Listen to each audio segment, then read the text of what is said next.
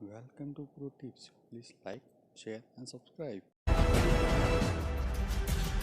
स्वागत है एक बार फिर से आपका। और अब बारी है अगले 4 स्टॉक्स की, जिसमें बोरोसिल रिन्यूएबल हमने लिया है। इसको उसी पावर वाली थीम से जोड़ के देखिए जो तमाम जानकारी निकल के आ रही है कि बहुत सारी जो रिन्यूएबल कंपनीज हैं उनमें मोमेंटम बनता हुआ दिख रहा है, क्योंकि उस तरफ से पावर परचेज हो रही है, नए एक्विजिशंस हो रहे हैं। कंज्यूमर के लिए भी थोड़ा सा दिक्कत हो सकता है, टैरिफ थोड़ी सी इंक्रीज हो सकती है, तो एक बड़ी थीम डेवलप हो रही है पावर में लगता है, तो उसको भी ध्यान में रखना चाहिए। पेट्रोनेट एलएनजी रेड में ट्रेड करेगा, उसके पीछे मैं आपको कारण बता देता हूँ। जो एलएनजी हम लोग इंपोर्ट करते हैं उसकी कॉस्ट बहुत ज़्यादा बढ़ गई है। उसकी वजह से फिच रेटिंग को ऐसा लगता है कि 2022-23 में जो कंजम्पशन गैस कंजम्पशन की ग्रोथ है वो सिर्फ 5% रहेगी। पहले का अनुमान 7% का था। 7 से 5 बहुत सीवियर करेक्शन है ये, जो अनुमान के हिसाब से दिख रहा है। और इससे पहले का जो अनुमान लगाया जा रहा था कि 6.5-7 पिछले फाइनेंशियल ईयर में थे, अब वो 5 रह गए हैं। तो 6.5 पिछले साल था, 7 का इस साल का अनुमान था, जो घटा के 5 कर दिया गया है। वजह सिर्फ एक है कि कॉस्ट इतनी ज़्यादा बढ़ गई है गैस की, नेचुरल गैस की, कि उसकी वजह से डिमांड घट रही है।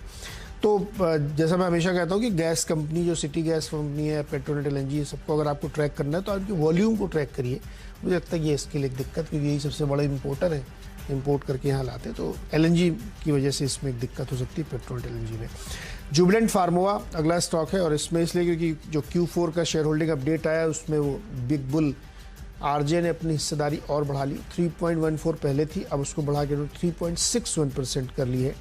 और मुझे लगता है कि स्टॉक में इस खबर से मूवमेंट आ सकता है, तो उसको ध्यान रखिएगा।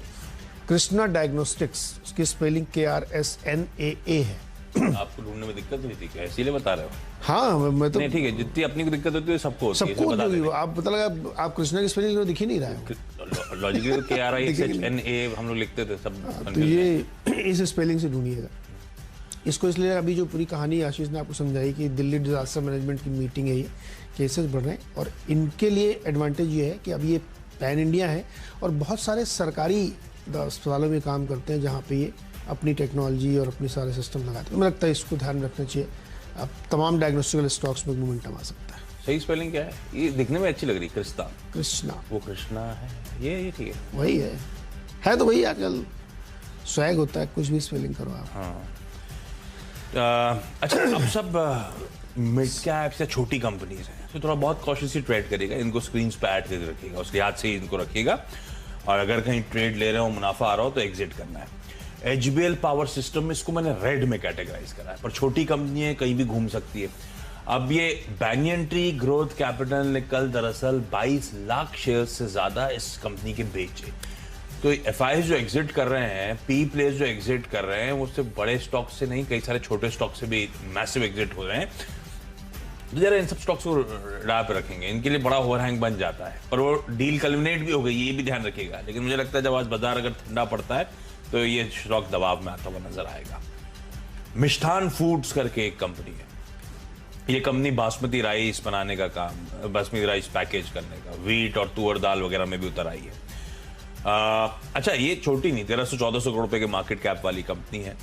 आय इसकी सॉलिड ग्रोथ दिखा रही है, तो ये नंबर्स आने के बाद इसमें कल भी रेजिलियंस था स्टॉक में, इसीलिए मेंशन कर रहा हूं। 105 करोड़ की आय बढ़कर 154 करोड़ रुपीस हो गई। प्रॉफिटेबिलिटी बहुत म्यूटेड रहती थी। इस क्वार्टर में मुनाफे का आंकड़ा 13 करोड़ के पार गया। पिछले साल इसी क्वार्टर में 31 लाख का था। अच्छा, ये ऐसा नहीं कि सिर्फ इसी क्वार्टर में एबरेशन आया है, लास्ट क्वार्टर में भी 8 करोड़ का मुनाफा रहा है, तो 8 करोड़ अब 13 करोड़, तो ये प्रॉफिटेबिलिटी पे आंकड़ों में नजर रखिएगा। नंदन डेनिम, तो कल टेक्सटाइल स्टॉक्स को मेंशन करा था, आपको याद होगा, बढ़िया ट्रैक्शन उनमें देखने को मिल रहा था, डिस्कशन भी करा था टेक्सटाइल स्पेस पे, तो उसी टेक्सटाइल पे फोकस कंटिन्यू कर रहा हूं। ये कंपनी डेनिम्स, जैसा नाम बताता है, ये डेनिम्स, उसके साथ कॉटन फैब्रिक्स और यान्स वगैरह बनाने का काम करती है। इसके मैं 9 महीने के आंकड़े देख रहा था FY22 के, ऑलरेडी FY21 के पूरे नंबर्स को हैंडसमली सरपास कर दिया है 9 महीने में। अभी एक क्वार्टर की अर्निंग्स बची हुई है। इस तरह से टेक्सटाइल स्टॉक्स अच्छा मूव कर रहे हैं। पर कल ये बाजार के साथ दबाव में आया था। खुलने दीजिएगा, देखिएगा किस तरह का बिहेवियर है। और इसकी डेनिम से 985 करोड़ रुपीस के रेवेन्यूज, शर्टिंग से 668 करोड़ के रेवेन्यूज, यान से 320 करोड़ के रेवेन्यूज। इस तरह से ट्रैक्शन है रेवेन्यू फ्रंट पे। स्पार्क, एक और छोटी कंपनी, सन फार्मा एडवांस रिसर्च, वो सन फार्मा का आम R&D वाला, कल यहां पे 1 करोड़ से ज्यादा प्लेज शेयर्स रिलीज हुए हैं। और शायद आज के कमजोर बाजार, ये सब स्टॉक कल मिड कैप पिट रहे थे, स्मॉल कैप पिट रहे थे, क्योंकि स्टॉक प्रेशर में आए थे। ये भी 4-5% गिरा हुआ है, ध्यान रखिएगा। खुलने दीजिए, अगर वाकई इस खबर के दम पर कुछ ट्रैक्शन आ रहा है तब तो इस पे फोकस बनाइएगा, नहीं तो छोड़ दीजिएगा। स्पार्क में क्या है, फार्मास्यूटिकल्स आज शायद बेहतर बिहेव करते हुए नजर आए। यूएस में भी जो इंडियन लिस्टेड एडीआर्स थे वो बेहतर कर रहे थे, वो टैरो तक वापस हरे निशान में आ गया। सन फार्मा का आम, ये दूसरा आम सन